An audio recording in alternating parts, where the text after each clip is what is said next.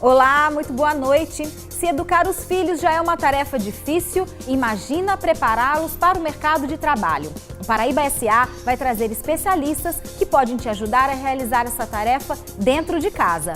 E o programa traz ainda orientações sobre previdência privada, uma alternativa para uma aposentadoria sem problemas financeiros. Então, seja muito bem-vindo ao seu programa de economia, mercado, negócios e empreendedorismo. Paraíba S.A. começa agora.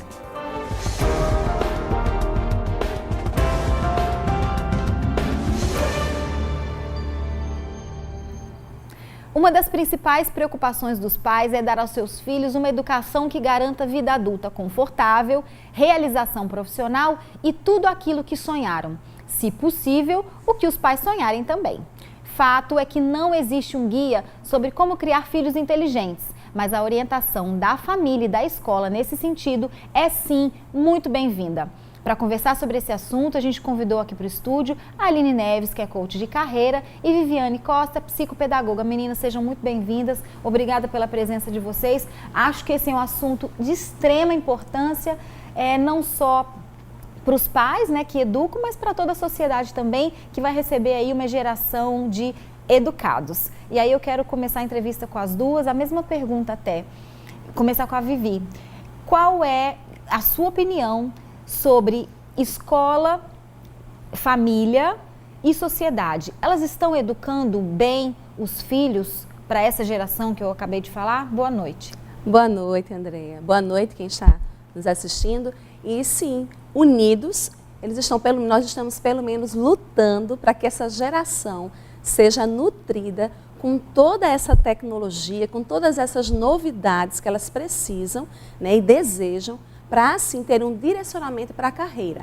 A escola, a família e a sociedade unidas, elas estão sim educando para uma geração que busca acertar muito mais rapidamente do que a nossa geração. Aline, elas estão acertando. Boa noite. Você também concorda com isso? Eu vou acrescentar um pouquinho, né? Mas eu acredito assim, pelo que eu vejo, pelo mercado, ainda falta um pouquinho dos pais, né? A gente vê uma cobrança ainda dos pais em relação à escola, onde passa muito a questão da responsabilidade para a escola. E muitas vezes os pais falta ainda conversar, orientar, sentar para interagir com esse filho. Muitas vezes no mundo onde existem hoje profissões novas, por exemplo, né? Então os pais ainda estão meio assustados, que profissão é essa, o que é que está acontecendo, né? E antes a gente tinha uma formação muito mais voltada por tempo, né, e carreira. Então nossos pais, eles foram educados, vamos assim dizer, né, para uma carreira longa. Então você começava num trabalho e você se aposentava naquele trabalho. Hoje a gente tem o inverso. Hoje, quanto, vamos dizer, menos tempo passar, né, ou de acordo com as experiências passar naquela empresa, vai ser maior interessante, vai ser maior aproveitado pelo mercado. Então, a gente tem que fazer, eu acho que uma ponte melhor entre a família e a escola. A sociedade cobra da gente, enquanto profissional, para ser o melhor profissional, né, o profissional bem-sucedido. A escola, ela dá, sim, o suporte, mas, em contrapartida, eu acredito que a família, ela ainda precisa ter esse link com a escola, precisa trabalhar melhor. Com o que você falou, Aline, eu identifiquei aí dois erros que são cometidos quando a gente fala de educação de filhos. Você falou de falta de conhecimento de algumas profissões novas e a falta de diálogo dentro de casa. Você apontaria outros erros que os pais, de repente, cometem quando conversam sobre isso com seus filhos dentro de casa? Eu acredito que aquela pressão, né, de seguir a mesma carreira, seguir a carreira dos pais, ainda existe muito isso, infelizmente. A gente tinha anteriormente algumas profissões meio que taxadas, medicina, direito, né, engenharia. Então a gente já tem isso aí. Mas hoje a gente tem novas profissões. E muitas vezes os pais ainda não conhecem que profissões são essas. E os filhos já estão mais antenados, já conhecem um pouco mais das profissões, como é que está o mercado em relação a essa profissão, como é que o mercado está interagindo com a sociedade enquanto isso, né? Então eu acredito que falta um pouquinho mesmo desse link da família com a escola e a sociedade. Viviane, também a gente falou sobre essa questão, né, do pai, do sonho do pai, às vezes não ser o sonho do filho. Isso é muito comum. Acontece muito. Porém, fazendo o link com a questão do conhecimento, que às vezes falta o conhecimento, aí é onde entra a modernidade. Escola e família têm que estar de mãos dadas, né? Hoje nós temos o entendimento, né, de múltiplas inteligências que precisam ser descobertas. Aqui a criança, adolescente e jovem tem mais exacerbado, tem mais facilidade para que desde cedo os pais possam estimular. Então essa falta de conhecimento, juntamente unido com a escola, que cria projetos, cria situações onde a criança, o adolescente, o jovem, ele vai demonstrar maior habilidade naquela área e até ser exposto a testes, que a gente chama testes psicopedagógicos, que vão direcionar, nortear esse filho, esse estudante, para aquilo que ele tem maior habilidade. Nós temos múltiplas inteligências, mas temos que descobrir aquilo que nos dá mais prazer, aquilo que nós temos mais facilidade, porque é nesse caminho que a gente vai acertar a carreira. E olha, quando pais e filhos trabalham juntos, isso tem que ser bem administrado. Você vai conhecer como é a rotina de trabalho de uma família que trabalha junta. Ela cresceu, se formou em Direito e virou sócia da empresa do pai. No escritório, os advogados trabalham em parceria. As causas são estudadas a dois. Se tudo tivesse sido planejado, não daria tão certo. Eu nunca tive uma profissão em mente. Sempre que eles me perguntavam, eu nunca sabia dizer o que é que eu queria ser. Mas na escola que eu estudava, a preparação para o vestibular é desde o primeiro ano. Então a gente tinha encontros com psicologia, pedagogia, a equipe da escola, para conseguir se encaixar em determinada profissão, e foi onde eu me encaixei. A gente como pai, a gente quer que eles cresçam, eles evoluam, eles consigam alcançar até coisas mais altas do que a gente alcançou, né? Mas em trabalhando na área e você tendo seu filho como um sócio, como uma pessoa que se apegou àquilo que você lutou a vida toda, você se sente como que tem para quem passar aquilo que você está construindo, foi muito bom, foi prazeroso. Mas como em toda e qualquer sociedade, existem os desafios e, claro, as divergências. Ela vê de uma maneira, eu vejo de outra, um pouco mais experiente, mas ela com a legislação mais recente. Isso é uma completa. Às vezes um sai mais enraivado do que o outro, isso é normal. Sim, como em todo debate, é normal.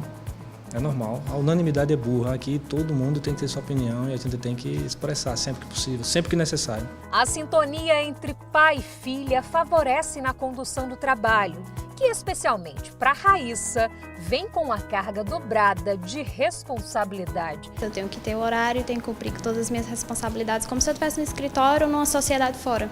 Os sócios dividem um segredinho para que os assuntos de casa e do escritório não se misturem. Deu 18 horas, acabou o expediente, acabou, é família, trabalho só no próximo dia.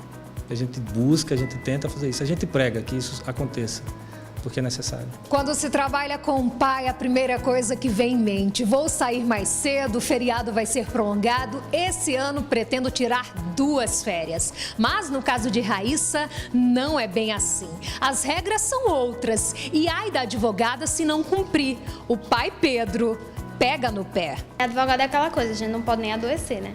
Porque a causa é nossa. Então, se eu faltar, eu jogo a carga em cima dele. Se ele faltar, ele joga em cima de mim. Então, realmente tem que ter o bom senso com relação a isso. E quanto ao preconceito? Pelo menos entre a equipe, o profissionalismo dos dois é visto de forma admirada. Pedro é uma pessoa muito centrada. Ele é muito consciente das coisas e Raíssa é uma menina muito obediente. Ela é bastante obediente ao pai dela, então eles se dão muito bem, eles têm uma relação muito boa. Eu nunca vi problemas entre eles aqui dentro, não. E assim, com respeito e seriedade, Pedro e Raíssa seguem fazendo história, que certamente vão ser contempladas pelas próximas gerações. Não pretendo, não tenho a intenção de sair ou de trabalhar em outro escritório. Realmente isso aqui me faz muito bem, é confortante e uma coisa que deixa a gente muito confortável assim, ao longo da vida, né? Nos faz bem. Quando a gente está trabalhando com o que gosta, com quem gosta, a sociedade é um pouco mais fácil. É uma tranquilidade. Você tem para quem passar.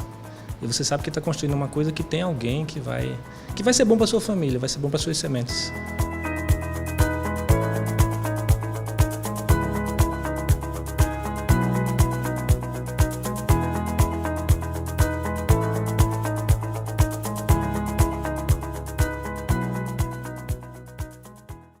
Aline, ser coach do próprio filho, isso dá certo?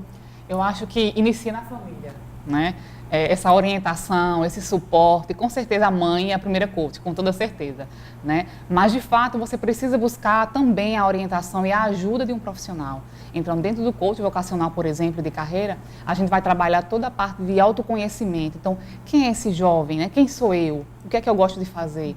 Quais são as minhas habilidades? Né? Entender e fazer um planejamento para buscar ações, né? Pesquisar o mercado, quais são as profissões que existem, né? E quais as minhas habilidades que eu possa realmente fazer esse link entre o que eu sou, o que eu gosto, né? E o que eu posso ser enquanto profissão. Então, com certeza a família e a mãe é o primeiro coach. A mãe é o primeiro coach. Viviane, existe uma idade certa para procurar ajuda nesse sentido também? Eu acredito que não existe a idade certa. Porque desde a infância os pais já estão observando para o que os filhos têm uma maior tendência, um maior prazer. Eles devem observar isso, Eles né? devem observar desde a infância. Quando chega na adolescência, a própria escola ela vai proporcionar situações, eventos, seminários, projetos que eles vão demonstrar maior habilidade em certas áreas. Eu acredito que quando chega lá no finalzinho da adolescência, ele precisa sim fazer parte de testes psicopedagógicos. E eles funcionam ainda, né? Funcionam e muito bem. Tanto na escola existem projetos para isso, como existe também na parte clínica, em consultórios.